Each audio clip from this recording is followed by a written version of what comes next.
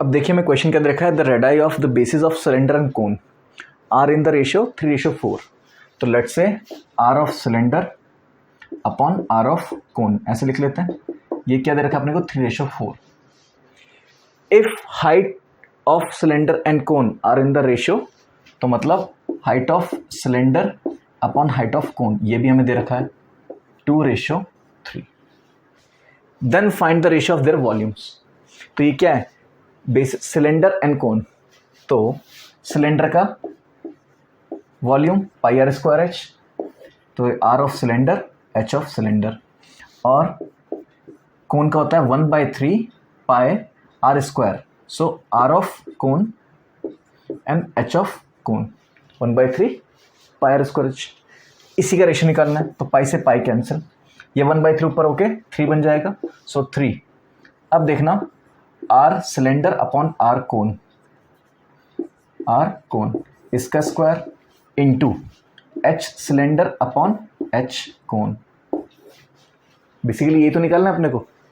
सो 3 into r cylinder upon r cone, ये कितना आ गया 3/4 का स्क्वायर, और ये कितना आ गया 2/3।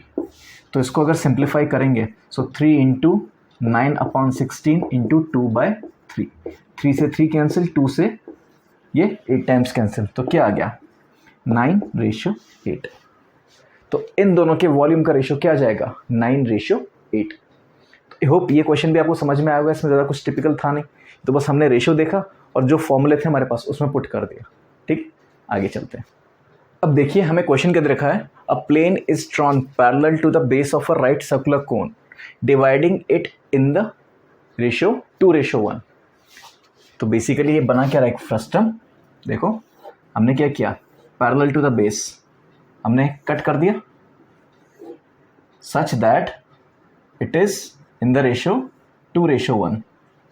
तो चॉप्ड ऑफ पार्ट मतलब ये जो ऊपर वाला पार्ट है is bigger than the remaining part. ठीक है, तो मतलब 2:1, तो ये तो होगा 2 पार्ट और ये होगा 1 पार्ट।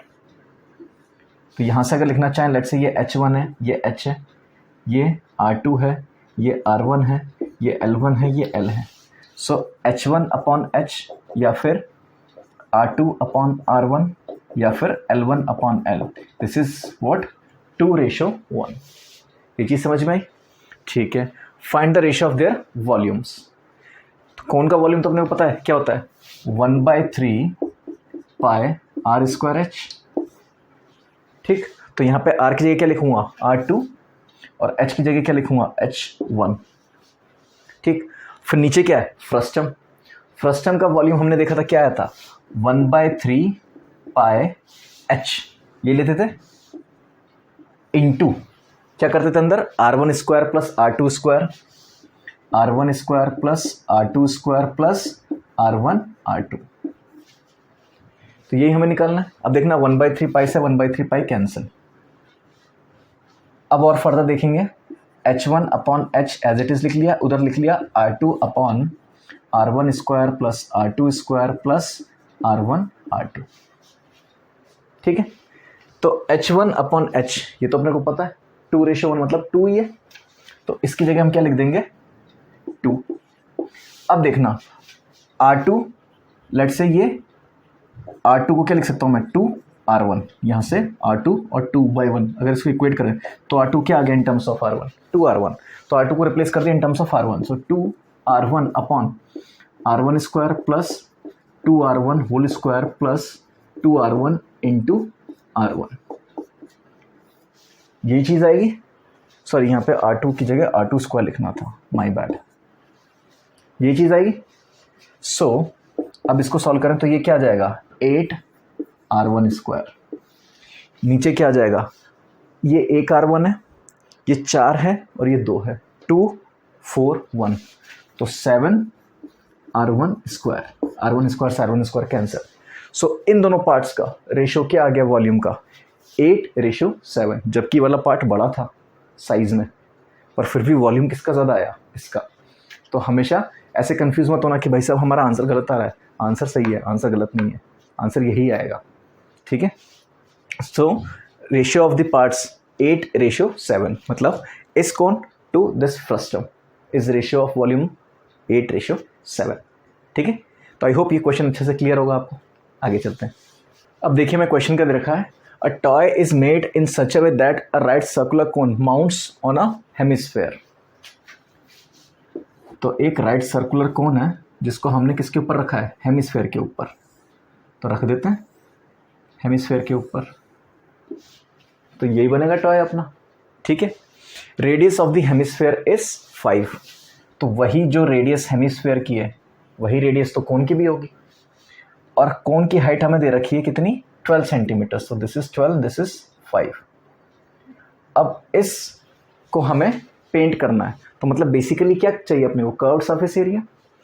तो CSA of cone plus CSA of hemisphere, हमें यही तो निकालना है कि इसका कर्व्ड सरफेस एरिया और इसका curved surface area. Total surface area क्यों नहीं निकाल रहे, क्योंकि जब हमने माउंट कर दिया है तो इसका जो सर्कुलर पार्ट है, जो सरफेस है नीचे वाला, और इसका जो सर्कुलर सरफेस है ऊपर वाला, वो दोनों तो चिपक गए और वो दोनों हट गए। अगर मैं अपने हाथ को इस तरह से चिपका दूँ तो इसकी ऊपर वाली सरफेस और मेरे हाथ की नीचे वाली सरफेस ये तो गायब हो गई ना। अब अगर इस पर पेंट करेंगे तो मेरे हाथ का ऊपर वाला हिस्सा, साइड वाला हिस्सा और ये हिस्सा, पर ये इसका ऊपर वाला सरफेस और मेरे हाथ का नीचे वाला सरफेस, ये तो कभी पेंट नहीं होगा। सो हमें जब पेंट करना तो बेसिकली निकालना क्या है, कर्व्ड सरफेस एरिया। ठीक है, so curved surface area of cone क्या होता है, पाई आर एल, और हेमिस्फेयर का क्या होता है, 2 पाई आर स्क्वायर। अब आर दोनों का ही सेम है इसलिए मैंने आर लिखा है। अब एल निकालना है, अपने पास एल तो है नहीं, अपने पास क्या है, एच। तो इस ट्राइंगल में अपन लेट्स से ये पॉइंट है ओ ए बी, तो ये क्या है, right angle triangle O A B. तो इसमें हम बोधायन सूत्र लगा के हाइपोटेनस निकाल सकते हैं ना। तो देखो कितना आएगा, लेट्स से ये ओ, ये ए, ये B. So O A square plus A B square is equals to O B square. So 12 square plus 5 square equals to O B square. तो ये कितना होता है, 169 which is equals to O B square. तो O B कितना आ गया अपने पास, 13 centimetres. तो अपने को ये भी मिल गया एल। तो अब यहाँ पे वैल्यू पुट कर देते हैं, पाई। अब देखो हमें कुछ भी नहीं बोला है कि पाई क्या लेना है, और हमारे पास डेटा देखो 5 सेंटीमीटर रेडियस है और स्लांट हाइट 13 है। तो पाई की टर्म्स में निकाल लेते हैं पहले, लास्ट में अगर कैलकुलेशन में कुछ करना हो तो कर लेंगे। सो पाई आर कितना है अपना 5, एल कितना है 13 प्लस 2 पाई आर कितना है 5 स्क्वायर। तो ये कितना आ गया 65 पाई प्लस ये कितना आ गया 25 इंटू 2 50 पाई। तो टोटल कितना हो गया 115 पाई सेंटीमीटर स्क्वायर। ये तो क्या है अपना CSA ऑफ टॉय। लेकिन हमें निकालना क्या है, find the cost of painting the toy. मतलब इसको पेंट करने की कॉस्ट निकालनी है, और पेंट की रेट क्या दे रखी है, ₹25 पर सेंटीमीटर स्क्वायर। तो हम क्या करेंगे, इसको कॉस्ट निकालने के लिए मल्टीप्लाई कर देंगे कॉस्ट से। So cost equals to cost पर एरिया इंटू एरिया, अगर इन टर्म्स ऑफ फॉर्मूला समझना चाहो। So 25 into 115 pi. ठीक, तो अगर इसको सॉल्व करें तो कितना आ जाता है, ये 2875 पाई। सही लिखा है मैंने, हाँ सही है। ठीक है, सो आई होप ये आपको अच्छे से क्लियर होगा कि ये क्वेश्चन कैसा है। अब इसमें मैं इन टर्म्स ऑफ पाई लिख दिया। अब चाहो तो इसको 3.14 से मल्टीप्लाई कर सकते हो। ठीक, तो उसके बाद जो आंसर आएगा अपना ऑप्शन देखना पड़ेगा कि ऑप्शन में हमें किस फॉर्म में दे रखा है, तो उस हिसाब से आपको इसको सॉल्व करना है। ठीक है, सो आई होप आपको ये क्वेश्चन समझ में आएगा कि इसमें हमने करना क्या था। टॉय देख लिया, टॉय की शेप बना ली, फिर हमने ये जज कर लिया कि टॉय की शेप ऐसी बन रही, तो मतलब अपने पास सिर्फ कर्व्ड सरफेस एरिया ही आएगा बचा हुआ। तो उसको अगर पेंट करना हो तो कर्व्ड सरफेस एरिया ही पेंट कर सकते हैं उसका। तो हमने कर्व्ड सरफेस एरिया दोनों पार्ट्स का निकाल लिया और दोनों को ऐड कर दिया। ठीक है, चलो आगे चलते। अब देखिए मैं क्वेश्चन क्या दे रखा है, a system of capacity 8000 litres. अब देखो यहाँ पे लीटर्स दे रखा है, लीटर्स को मीटर क्यूब या सेंटीमीटर क्यूब में कन्वर्ट करना पड़ेगा। So 1 metre cube is equals to 1000 litres. ठीक है, 1 मीटर क्यूब में 1000 लीटर होते हैं, तो 8000 अगर लीटर्स है, सो ये 8 मीटर क्यूब बनना चाहिए। इसकी कैपेसिटी कितनी होनी चाहिए? 8 मीटर क्यूब इस टैंक की। लेट्स से सिस्टम मतलब टैंक ही है, कुछ इस तरह का है, और इसकी वॉल्स भी हैं कुछ। थिकनेस ऑफ द बॉटम हमें निकालनी है, कुछ इस तरह का ही होगा। ठीक, अब इसमें एक गलती मत कर देना, ये ऊपर जो है ना, यहां थिकनेस मत डाल देना, क्योंकि ये टैंक है। थिकनेस ऊपर थोड़ी ना होगी, साइड में होगी और नीचे होगी। ठीक है, कोई पानी की टंकी है, वो साइड से मोटी होगी, दोनों साइड से। ऐसे मान लेते हैं कुछ ये चीज होगी, राइट। कुछ इस तरह की होगी टंकी। इसको नीचे से भी कनेक्ट कर देते हैं।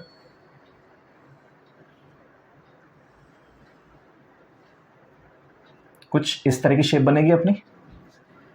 पर ये ऊपर वाला जो पार्ट है, ये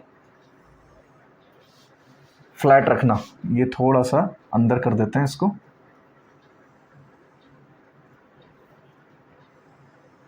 ये कुछ इस तरह की, ठीक। ये, और इसको बाहर निकाल दिया, ये अपना। तो इसको ऊपर से देखें, ऊपर एकदम फ्लैट है ये ऊपर की थिकनेस नहीं है। तो टंकी अगर देखेंगे, इसमें भी अगर अपन देखेंगे थिकनेस ऊपर की तरफ नहीं, अगर यहाँ से पानी भरना स्टार्ट करूँ तो थिकनेस यहाँ पे होगी साइड वॉल्स में और बॉटम पे, ऊपर की तरफ कोई थिकनेस नहीं है। ठीक, तो अगर 5 सेंटीमीटर की थिकनेस है, मतलब ये 5 सेंटीमीटर से एंड ये 5 सेंटीमीटर से, ठीक है। इधर दोनों तरफ 5 सेंटीमीटर, फिर इधर दोनों तरफ 5 सेंटीमीटर। तो अगर ये आउटर की डायमेंशन है 3.3 मीटर, मतलब 3.3 किसकी होगी लेंथ? इसकी। फिर 2.6 मतलब ये लेंथ होगी, और 1.1 मतलब ये हाइट होगी। ठीक, तो हाइट में ऊपर वाले पार्ट में नहीं होगा, सिर्फ नीचे वाले पार्ट में माइनस होगा। ठीक, तो कितना है? 5 सेंटीमीटर थिकनेस है। तो इनर जो टैंक है, इनर टैंक की फिर डायमेंशंस निकाल लेते हैं। इनर टैंक की डायमेंशंस, ठीक। तो उसकी अगर ये टोटल 3.3 है और दोनों तरफ 5-5 सेंटीमीटर छोड़ा है, ये क्या है?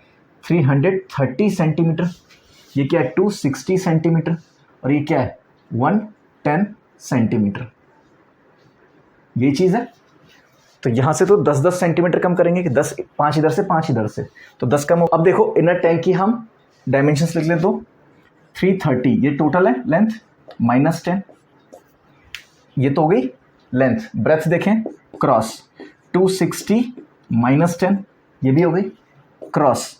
अब हाइट देखें 110 -x, क्योंकि हमें ये थिकनेस निकालनी है। इसने ये बोला ना find the thickness of bottom, वो हमें नहीं दे रखी है, पर वॉल की थिकनेस दे रखी है उसने। Its wall are 5 centimetre thick, तो ये 5 सेंटीमीटर थिक दे रखी है इसने, पर बॉटम की नहीं दे रखी। तो इसको मैंने x अज्यूम कर लिया। ठीक, तो अगर इसको कंक्लूड करूं तो क्या आएगा? 320 क्रॉस 250 क्रॉस 1.1 -x। अब ये मीटर में ही लेंगे अपन।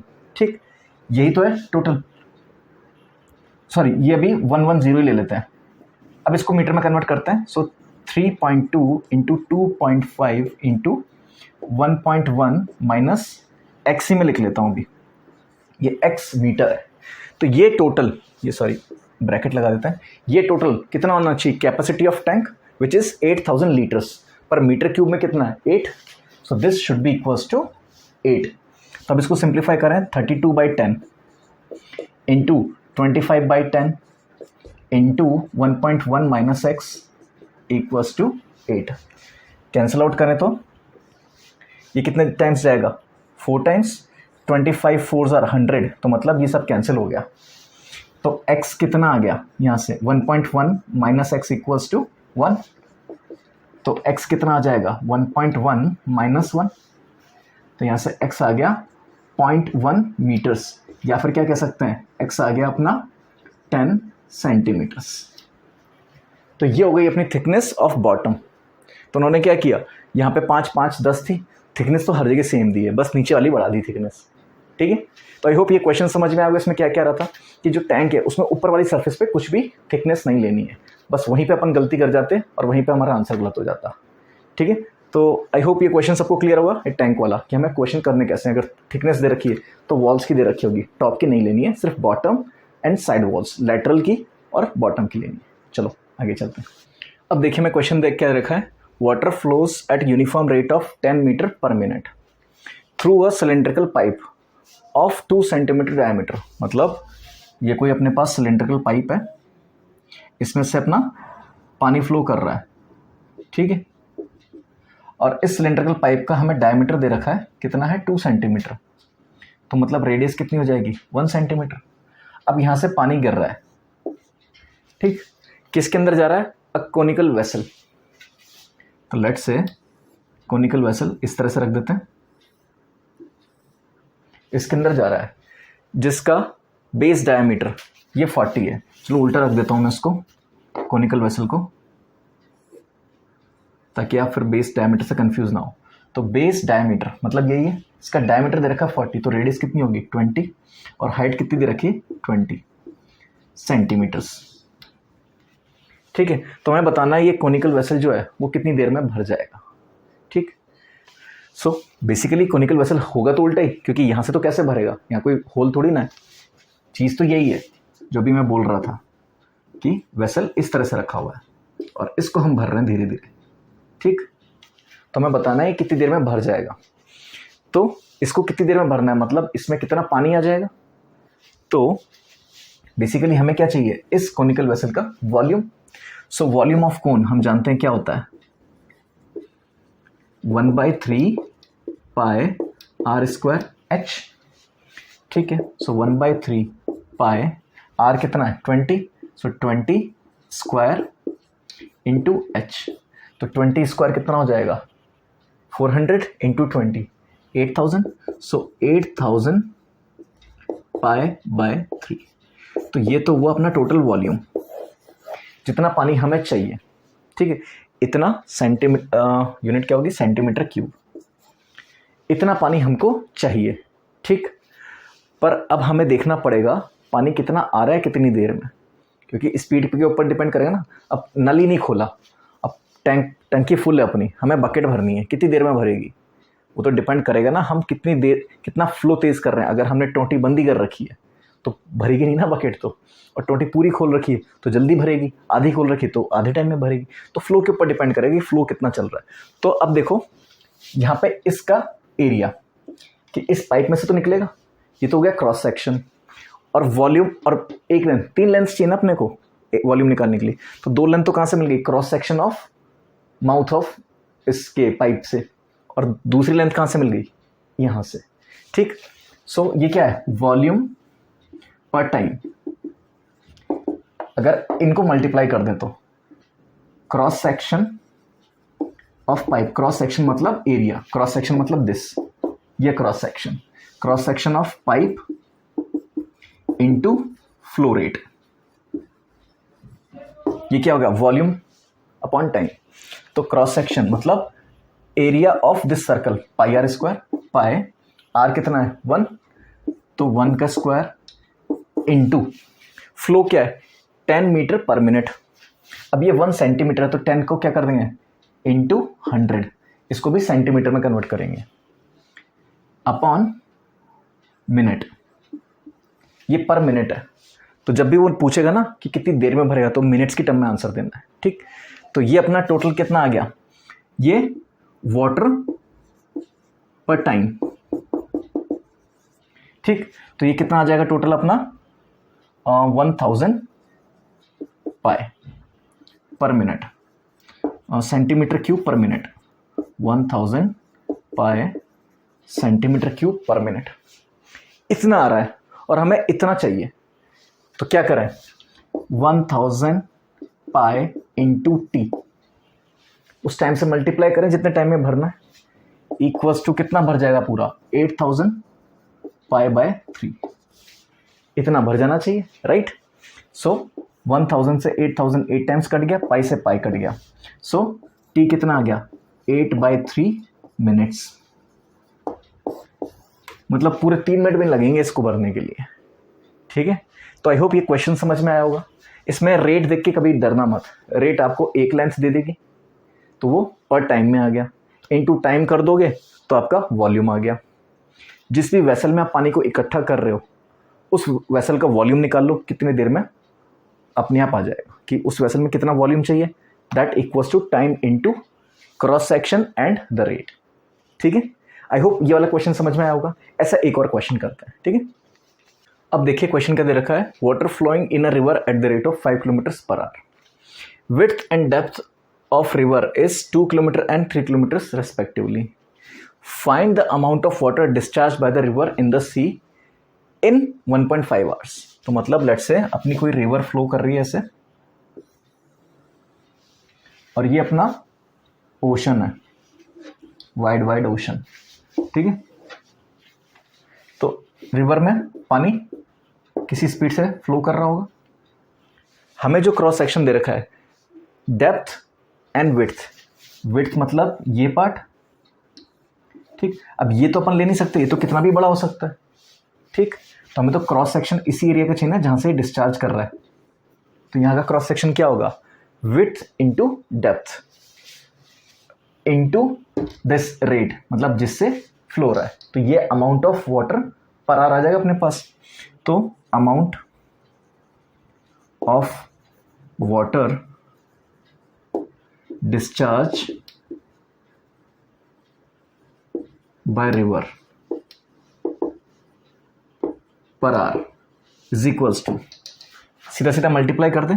5 तो क्या हो गई, ये लेंथ हो गई, फिर 2 क्या हो गई, ये लेंथ हो गई, और 3 क्या हो गई, ये लेंथ, मतलब डेप्थ। इसी तरह से अगर अपन अज्यूम करें ये एक रेक्टेंगुलर पाइप है, तो इसकी लेंथ तो कितनी 5 आ गई, ये जो चीज़ है डेप्थ वो 3 आ गई, और ये विड्थ ये 2 आ गई।